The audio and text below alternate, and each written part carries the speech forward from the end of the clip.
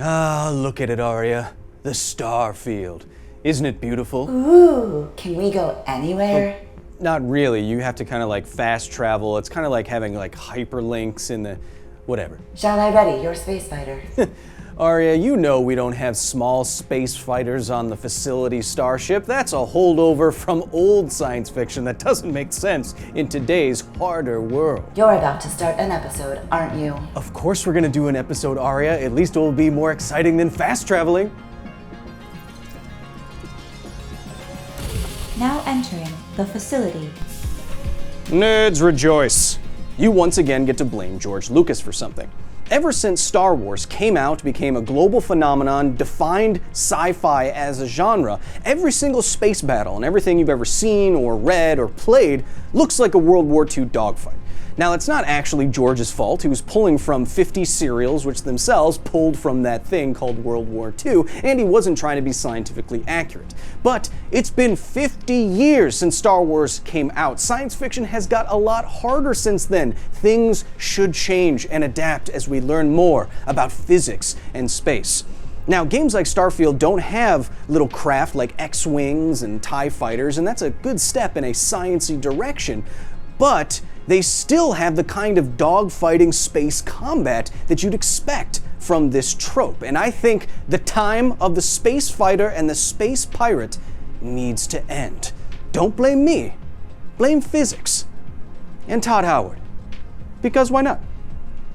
¿Por qué no los dos? Media like Starfield perpetuates the idea that space is an ocean. You have big aircraft carrier analogs that launch small fighter plane analogs. On Earth, this technology makes sense and revolutionized how wars are fought. An aircraft carrier can stay far out on the ocean while its planes attack land-based targets, far beyond the horizon, for example, in a way that Earth's curvature and atmosphere would never allow. However, in space, there is no horizon. With sufficiently advanced sci-fi sensors on every craft, there's no reason why small fighters would be able to see and target something a larger ship could not. Furthermore, with no horizon, any target will see any blonde-banged rogue squadron coming from literally millions of kilometers away and fire at them accordingly. The historical case of a bombing fleet suddenly appearing through the cloud cover ceases to exist. Again, space is not an ocean, and so there's no intrinsic medium advantage that small craft have over large craft. It's no longer a difference between small aircraft in the atmosphere whizzing around at Mach 1 and large aircraft carriers chugging across the Pacific. No, now in space it's all the same nothingness with zero friction. When you think about the possible utility of small fighter craft more realistically, the problems start to stack up faster than bugs in a Bethesda game. It just works. But Kyle, that's part of why we love them, all the bugs. Shut the f up. One thing Starfield does get right, however, is having an awesome watch. Speaking of awesome space stuff near your wrist, thanks to Holzkern for sponsoring today's episode. Gamers, I'm award-winning science educator and Chris Hemsworthless, Kyle Hill.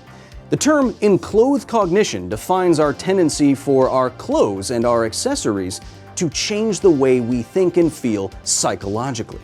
In other words, look good, feel good. And look at me.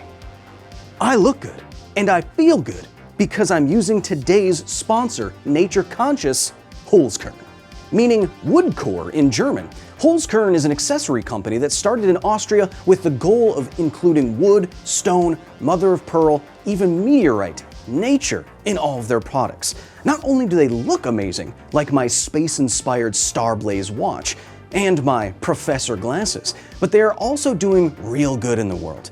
I bought from Holzkern specifically because they donate to charities like the Jane Goodall Foundation, which is currently planting fruit trees in Uganda. If you want to look good, do good, and therefore feel good, like me, go to the link down in the description or the comments and use the offer code KyleHill15 for 15% off of any purchase. Free customs, free shipping, and the freedom to look like the least attractive Hemsworth. Now back to the show. Ooh. In 2013, the most distant human-made object, NASA's Voyager 1 spacecraft, was 18.5 billion kilometers away. This photo is of its 22-watt radio signal at that distance, taken by the National Radio Astronomy Observatory's Very Long Baseline Array. Clever name, engineers. It's proof that we can detect a signal as weak as your refrigerator's light bulb at the edge of the solar system. In other words, there is no stealth in space. At any distance where attacking makes sense, everyone will see everyone else, even with today's sensor capabilities, know everyone's mass and velocity, being able to infer their weapons and defense capabilities, and be able to predict destinations and arrival times. With no stealth, the engagement distance in a more realistic cosmic skirmish goes from this to this, further reducing the utility of a small fighter that needs fuel, life support, and constant affirmation from a rogue with a heart of gold about their haircut. Oh hey, look, a tiny ship coming at us with puny lasers from 100 million kilometers away. Nuke it and go about our day. If there were an advantage to a smaller combat craft, it would be maneuverability. Bigger ships would have bigger engines, and that would presumably make them faster in the long run, but with much more mass, they wouldn't be able to change their velocity, their delta V, as quickly. However, again, we run into a problem. You are a very fragile sack of meat with innumerable flesh pipes filled with mostly water that evolved under a specific gravity of 9.81 meters per second per second. Because of this, when you change your velocity very quickly, your acceleration, your body fails very quickly. And in a small combat spacecraft, you would be forced to do this. Imagine that you're in a small combat spacecraft. You're approaching a giant capital ship that has a laser cannon pointed straight at your little butt. Humans have a reaction speed of about a quarter of a second. So, how far would you actually have to be away from your target to reasonably start avoiding laser fire like you're Luke doing the trench run in the Death Star? Almost got me. Gotta be quicker than that. Light, the thing that lasers shoot out, moves at 300,000 kilometers per second. Multiply human reaction time by this value, and you get the minimum distance you would have to be from a laser weapon to get even close to being able to maybe evade it. And that value is something like 75,000 kilometers, like 6 Earth widths. And if you need to move your X-Wing or whatever out of the way in that time, you're talking about subjecting yourself to possibly lethal accelerations. Given the frailty of your meat body, you may be asking yourself now, why not just have robots or AI pilot your small fighter? Well, I'll go one step further. Why have pilots at all? In a previous program, we explained why the deadliest weapon in space could also be the dumbest, just a rock with some boosters on it. Why send out a bunch of teenagers to murder 1 million innocent engineers when you could literally just redirect an asteroid or launch a missile from 1 billion km away? The same argument does away with fleets of small space fighters. Think about the efficiency. For many missions in Starfield, for example, you're asked to travel to a location, chase down a target, maneuver against that target ship, and then return home. This would realistically require 4 times the amount of propellant a simple missile would need. Then you have the cost. A missile or drone doesn't need life support, doesn't need a captain's cargo box that hardly holds anything, and doesn't need a meat pilot that takes years to train and is hard to replace. Again, because there's no horizon in space, a small fighter loaded up with proton torpedoes does not extend the range or utility of a missile like fighter jets do on Earth. There are very few situations, if any, where a space fighter is clearly better than a missile or AI-operated remote kill vehicle.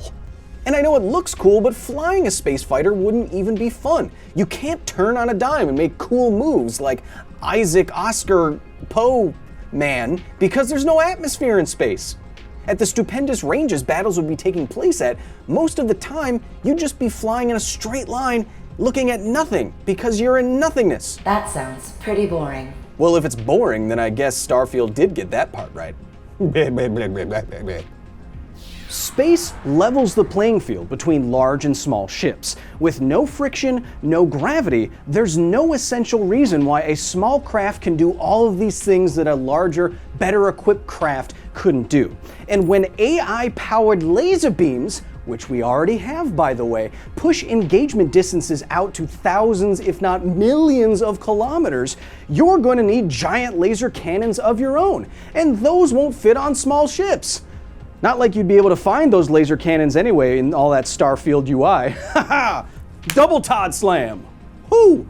Ah, my hips. But Kyle, what about space piracy? That's in Starfield and that seems fun and somewhat plausible. First of all, fun voice, no notes. Second of all, space piracy as a concept fails to the same arguments that small combat spacecraft do.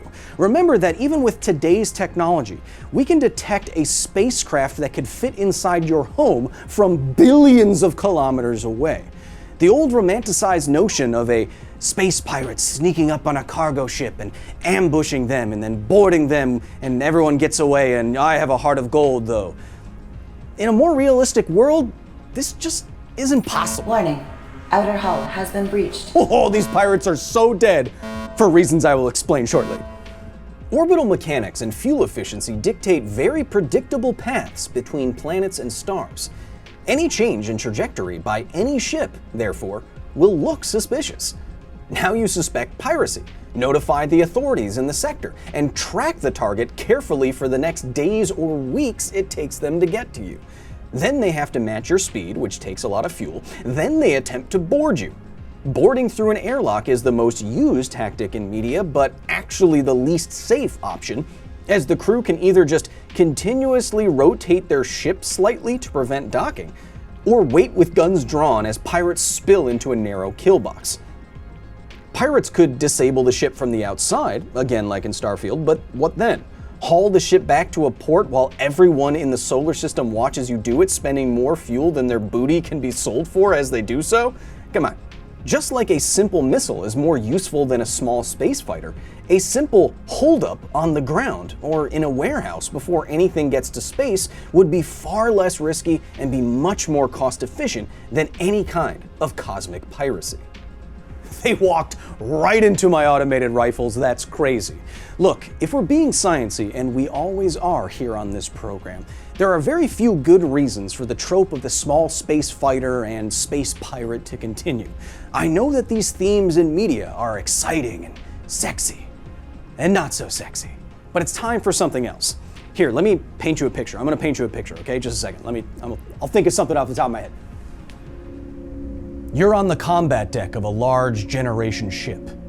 Everyone else is asleep. Everything is dark. You detect a nearby trajectory change. Out here, who could it be? And why?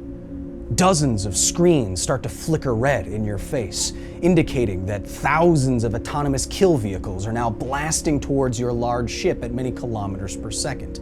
You know it's only going to take one of them to meet your hull with its nuclear payload to destroy everything. You could activate your laser grid defense system, but not without taking some of your sleeping families off life support. Your nearest ally is too far away to help you in real time because of light speed lag. You know, whatever you do next, it will cost the lives of dozens of innocent people. Or not. What do you do? See, isn't that fun? Don't you want to play something like that? I know you want to play something like that. We just need to evolve the genre a little bit, all right? Todd, until next time. Now exiting the facility. Oh, hey, you're finally awake. Thank you so much to the very nerdy staff at the facility for the direct and substantial support in the creation of this video. If you want to join the facility, if you want to drape on a silky white lab coat, get codes for merchandise, get the private access Discord, get live streams once a month with yours truly, get your name on Aria in every single video, that's patreon.com/Kyle Hill. As you can see, there's already hundreds and hundreds and hundreds of you. I have no idea how I'm going to pass all this time as all the... So there are TV shows and other sci-fi media that get what I'm talking about mostly right. From Battlestar Galactica and autonomous drones to The Expanse and having larger ships and larger battles and light speed lag and all of these things.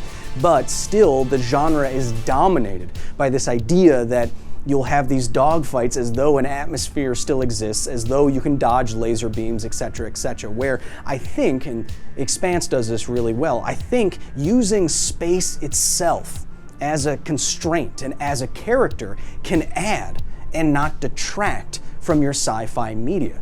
By ignoring space, I think today's audiences can't suspend their disbelief enough. I think it's time to challenge people and make people feel more smart. Isn't that why we watch sci-fi in the first place? To look at cool stuff and be like, I didn't even know that could be possible. But you can hire me, Todd. I'm a fails.